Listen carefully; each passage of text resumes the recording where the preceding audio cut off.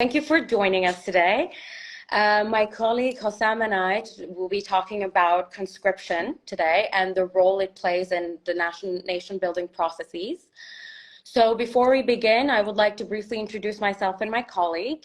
So I'm Berfin Necimoglu. I'm a project coordinator at the Arab Forum Initiative, working specifically with the Youth Political Participation Project. And I'm also conducting a PhD in King's College London on Turkish civil military relations. And my colleague Hossam, who I'm very grateful to have with me today, is an Egyptian journalist, scholar, and activist who recently received his PhD on the role of security services in the Egyptian counter-revolution. So, as I mentioned before, we will briefly talk about my paper, summarize it a bit, its main ideas, the themes, and then bring out some case studies, and then open the floor to questions if you have any. So, briefly, my paper that was published last week briefly analyzes the inherent reasons behind the recent rise of popularity of conscription in certain GCC countries.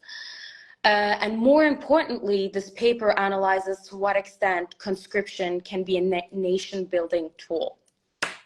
So as explained in my paper, there's a significant amount of interaction between nationalism and militarism as societal concepts. Historically, and we can argue presently as well, we see the usage of militaries and/or militaristic elements to develop and/or nurture nationalistic sentiment amongst compatriots. So compatriots meaning the people who share the same territory, who live on the same land. And the reason for this is that the people who share the same land, so that their bond transcends from the physical fact of just sharing a piece of land to the idea of being a part of a community that acts together for its land and the people in it. So conscription is one, and we can argue one of the most significant of these aforementioned elements. And we can talk about a few reasons for this. Firstly, there are the physical realities of conscription when it comes to creating a sense of belonging and equality amongst individuals. What do I mean by this? The idea is that you're physically putting men, in this case men, in the same place, barracks or military compounds, regardless of their social and economic backgrounds, making them wear the same uniforms, sing the same chants, do the same drills, and be subjected to the same rules and guidelines. So we can say that it's the idea that when your country's security is concerned, you're all equals and you're all expected to act the same. So these were the physical realities that conscription provides when it comes to building a society out of people, we can say. And then there are the emotional and more intangible facts that we can talk about when it comes to creating a collective identity. And these facts more or less evolve around the idea that conscription is one's national duty as a citizen. You're not asked to. You're obliged to protect your nation and its land against any enemies that might threaten them. It's like, but the irony is that you're obliged to do this, but not because you're obliged to, it's because you love your people, you love your country. So it's rather ironic. And later on, when you finish your service, your term, what might that be?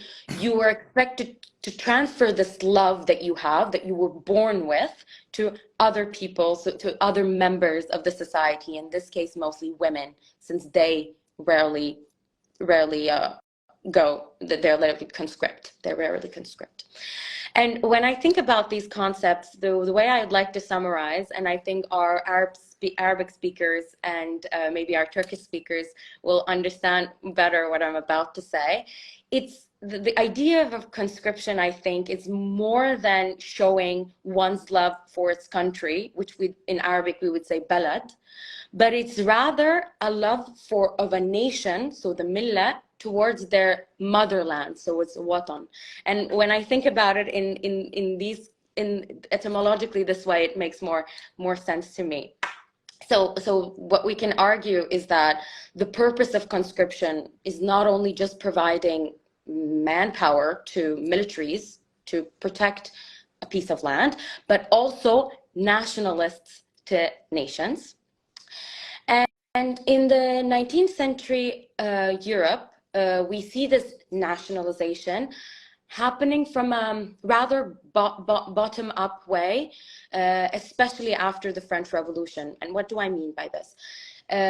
First came the ideologies, then came the willingness to defend these ideologies, then came the Industrial Revolution that provided the physical means to defend these ideologies. And what do I mean by this physical means?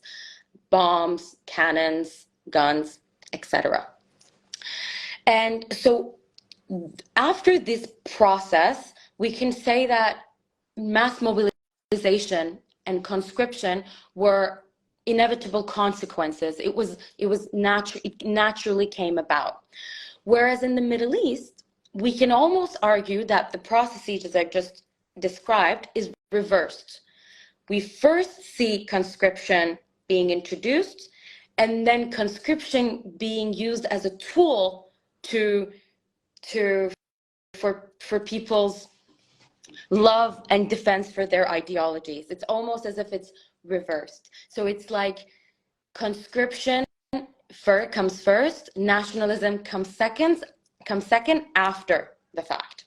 And this was clearly the case, for example, after the fall of the Ottoman Empire and during and creation of the modern Turkish Republic.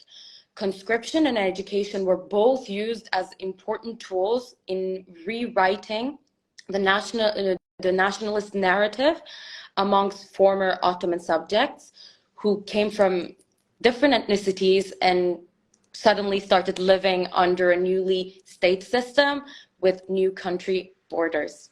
And to this day, as you know, military service is still mandatory in Turkey, and it is still an important tool of indoctrination. And then the UAE case study, which was the focus of my paper, is slightly different from the Turkish case because of the rentier state model and the pre-established defense arrangements that these countries have. So as you would know, these countries have very little populations when it comes to their citizens. Mostly their populations are made out of expatriates and international people who are not subjected to conscription. So the people who are actually conscript are very small. And then the foreign contract soldier arrangements, meaning the fact that they hire soldiers to fight for them in case of need, this is a system that works very well up until now. So now this makes us think, if there is not enough people that can, if the conscripts only are not enough, and if the current arrangements work very well, then why do we introduce conscription? Why did they introduce conscription? And to me, which is what I argued in my paper, it's because it's a nation building tool that helps government officials and governments to fill the nation building gaps. It's to allow people to have stronger attachments to their nation, to their land, to their people, to their history, to their memory. And then we can think about the current interstate and interstate conflicts in the region, which requires not only a strong army in the physical sense, but also it requires people to have stronger bonds amongst one another and towards their leaders so that they can overcome every threat as people. We can overcome this as a nation, as a people. And they don't resent their officials. They're less likely to resent their officials because they love and respect their country so much. I mean, at least that's what they're tried to be. And so this was more or less of a summary of what I argued in my paper and some case studies I wanted to put forward. And now I will give the floor to Hossam, who will talk about the role of conscription and in nation building processes in Egypt, a country in which the military plays a very important role, as we all know. Over to you, Hossam. Thank you, Berfin, and thanks for giving me the platform to speak today. I really enjoyed reading your paper, and most of the information in it were new to me, since I haven't been following the security sector in the Gulf quite closely. But I've been doing my own research into Egypt over these past few years, and to be more specific, into the Egyptian military. And definitely conscription is an issue that keeps on coming up. Now, the history of conscription and nation building in Egypt is definitely older than those discussed in your paper when it comes to the GCC countries. And they date back to the time of Mehmet Ali in the 19th century, who was an Ottoman commander, and he's the founder of modern Egypt. I will not go into much details regarding the 19th century, but I would recommend for anyone who's following this Instagram live to check out Khalid Fahmi's book, All the Pasha's Men, which discusses this epoch. But let's fast forward to the 20th century, because that's when the current conscription system that we still live under in Egypt had been consolidated. And to be more specific, following the 1952 coup by the free officers. In case some of our followers here today don't know, in 1952, Egypt witnessed a military coup by an eclectic group of nationalist officers at the time. And they abolished the monarchy in 1953 and established the foundations of the republic, which have continued with us up until today. Now, the 1952 was a turning point when it comes to the issue of conscription. And to be more specific, it was in 1955 that the first draft or the first conscription law was put together by the new regime. And we have to ask ourselves, why was this obsession with conscription? I mean, before 1952, the Egyptian military was small in size. Egypt was under the British colonial occupation. So the military's role was very marginal. But the expansion in conscription was mainly due to operational reasons and ideological reasons. Operationally, obviously the military as an institution wanted to increase its strength. This is number one. And number two, it was a measure also of coup-proofing. The bigger the army, the more difficult it is to carry out a coup. And this is like in the basics of coup-proofing. But there was also ideological reasons, and this will touch on your paper, that had to do with nation building and ideological indoctrination. Egyptian nationalism has the military at the center and the heart of it. It's central to the nationalist discourse and narrative, which obviously I have so many reservations over. But conscription was used for this exact reason. The second ideological reason was the militarization of society. Once people get conscripted, they get indoctrinated, and then they leave the army with a different mentality, or that's at least what our rulers had hoped for. After the peace treaty with Israel in 1978, 1979, you would think that conscription would be abolished. But actually it didn't, and the army kept on conscripting Egyptians and actually expanded in its conscription schemes. Now, why is that? The first one is because the Egyptian army had become an economic player in the Egyptian business industry, and the conscripts basically provided a cheap, almost free pool of labor resources for the military. And secondly, again, it's the issue of the militarization of society. Now, any Egyptian man, in order to be able to function in Egypt or to proceed on with his life after university, he has to either serve in the army or get a conscription relief paper, exemption. And so in this way, like, the army completely controls Egyptian society. Now, the last point I will finish up with in this initial intervention is that conscription is not only for the army in Egypt, it's for both the army and the police. And historically, the best recruits, I mean between quotes, who were university graduates, they used to go for the military, and then the police would receive the leftovers, or what they called leftovers. And these would be malnourished, illiterate conscripts who would serve in the riot police, to be more specific. It's the Central Security Forces.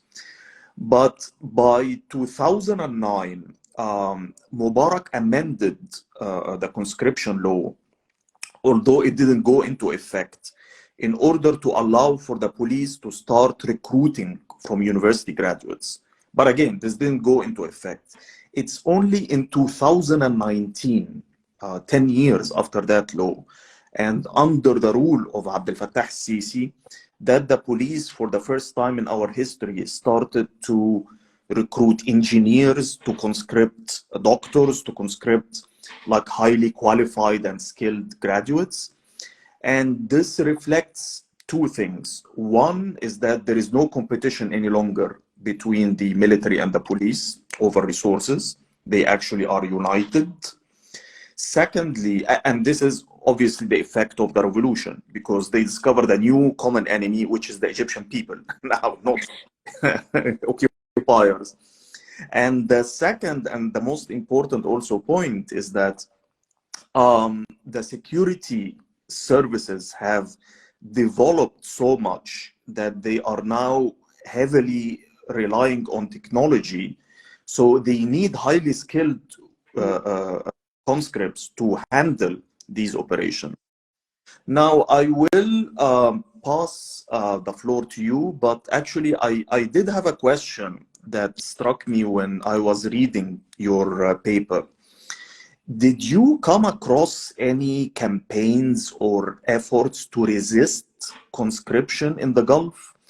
Because this in Egypt has always been a thorny, issue. And I was wondering, how did the GCC public opinion receive that? I did an extensive literature review, and off the top of my head, I cannot think of any instance where there was a strong resistance against conscription or introduction of conscription in these countries. But in the last part of my paper, I wrote a little section about the risks of what this militarization of GCC can cause in the region in the future. And one of them was the a potential increase, of course we cannot say that, maybe it's too early, a potential increase in conscientious objection. And for those who don't know, the conscientious objection refers to the term that you refuse to go to the military, you refuse to do your service. It is different from being exempt. You can be exempt because of family reasons, of health reasons, but when you object to go, and in some countries, including the Gulf countries, it's illegal. So there are legal repercussions if you refuse to do so. And I think it might be a new narrative that can increase in the upcoming years. I cannot guarantee that. I cannot foresee that from now on.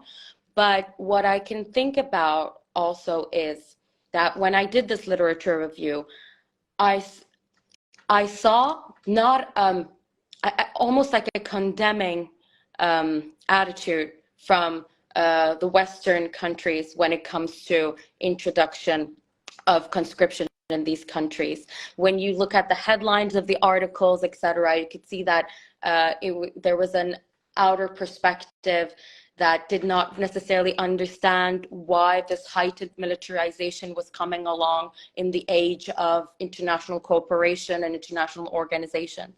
Because it is true, in the beginning of the century, after and following the Iraq War, there was a growing popularity of demilitarization, of democratization processes, of the growing on popularity when it comes to military interventions, etc. But then now we see once again this heightened militarization, and of course, analysts, researchers, and maybe societies alike do ask themselves, why now? Why so? Is it because are we going back to militarization? And do we want to? Maybe our governments, like our officials, the leaders want to, but do we want to? Do we want to continue to be militarized societies?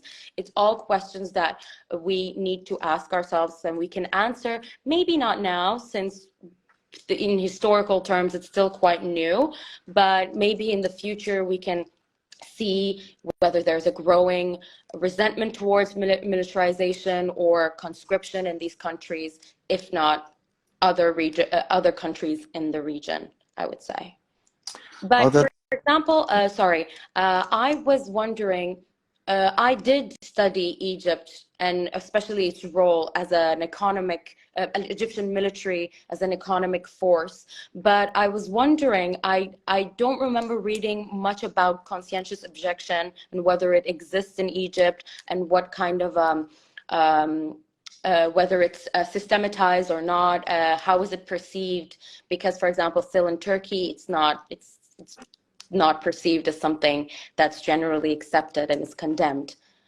So when conscription was first introduced by Mehmet Ali in the 19th century, I would say that this was like probably the time when there was the fiercest resistance, because we were still in the process of nation building, and you could be a farmer in, let's say, in the province of Fayoum, and you can live your entire life without even leaving your village. So the whole point of like, I'm gonna leave my land and go fight for Egypt. What's Egypt? And interestingly also, Berfin, like up until recently, and maybe up until today, Egyptians used to refer to Cairo as Masr. Like when you say Egypt, you actually refer to the central government in Cairo. So at the time, the peasants were like mutilating their own bodies, like they were inflicting self-injuries, like cutting their own hands, poking their own eyes.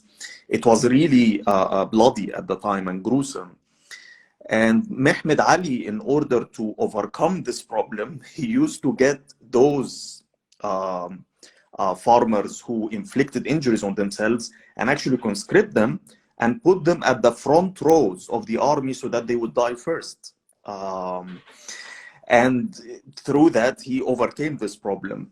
Later, if we fast forward till today, conscription is something that definitely most Egyptians would try to evade at any price. Now, historically, like the middle class used to pay their way out of conscription using their connections and bribes, but it's definitely getting more difficult to do so. After 2011, there was a brief campaign where people were calling for the abolishing of conscription, but this was dealt with in a very ruthless manner. I mean, this is definitely a red line for the Egyptian military. Hence, at this point, I cannot say that there is any conscientious like objectors as a movement. Maybe there are individuals, and you wouldn't really hear about them that much. So, do we have any questions, or can I? I mean, this is the time where we open the floor to questions. If anyone has any questions, please write them in the comment section, and we will be happy to answer them. Until we receive our question, if you wanted to say something, Hossam, please go ahead. Another thing that I also learned from your paper, and I was hoping that you would maybe expand on it a little bit, was the issue of the foreign contractors to the Gulf armies. Um, where do they come from? Which countries they come from? And do you know why those specific countries? So there was also a lot of literature on this, and if I may say so, Carnegie Middle East has done a lot of research on it, and the countries at the top of my head that I can remember were Bangladesh, Pakistan, Chad, the countries that are like third world countries that where men cannot really find well-paid jobs. So it's for the contract soldiers, it's a matter of livelihood. Mm-hmm. And it's and these are the countries at the top of my head. I remember very clearly it's mostly Asia and a little bit of Africa, but mostly Asia. These people basically are in a business relationship. It's literally, as the name speaks for itself, they're in a contract and they're expected to do their duties towards a country that they have no emotional bonds with. So that was also the irony that I wanted to delve in my paper. How can you expect, or can you expect, let's say that like that, can you expect someone who's completely, literally foreign to you, to your land, to defend you in the best way possible? I mean, are monetary benefits the only reason they do so? Maybe there are other reasons behind it, but of course, when we think about the state that these GCC countries in and the countries in Asia, the third world countries, of course, I think livelihood is the biggest driving force. Because then again, what I'm asking myself at the state of what can be another driving force? They don't What about the Westerners? From where do they come from usually? What do you mean? There The are contract? Western. Oh, yes. Okay, so there are also some that are coming from the region. So I think I mentioned this with a phrase in my paper. So there are different levels in the military, and the officer brass, you could find foreign, like maybe British officers. Britain was a country that came up. Jordan was another country that came up from the region. So there's a clear hierarchy, I would say, when it comes to the officer brass, and then the privates, the soldiers. And as I said, the officers, I would say, would come from more Western countries. UK was one of them, and then the US as well, sorry. And then we can talk about the private brass coming, when I say like the private brass, the soldiers coming more from Southeast Asia, etc. I mean, go ahead. Sorry, did I cut you? Yeah, and like also another thing that came to my mind as I was comparing the situation. Did you come across any business-oriented activities that those militaries are involved in, like, like the Egyptian style, or they are not really that much of active in their local economies? I was wondering if you came across. I think you're asking this based on your expertise, which is the Egyptian case study, where we see a lot of military presence in the economy. So far, no, but we can also argue, and that might be another maybe topic of discussion and dialogue, is that there is an economic aspect to introducing conscription as well, because introducing conscription means a bigger army means a bigger defense industry. That means more jobs, more skill necessary for skilled workers, as you just exemplified. But I wouldn't go as far as saying that it is as the case that is in Egypt, or we'll get there soon, maybe, but maybe. But right now, I would say that would be an overreach.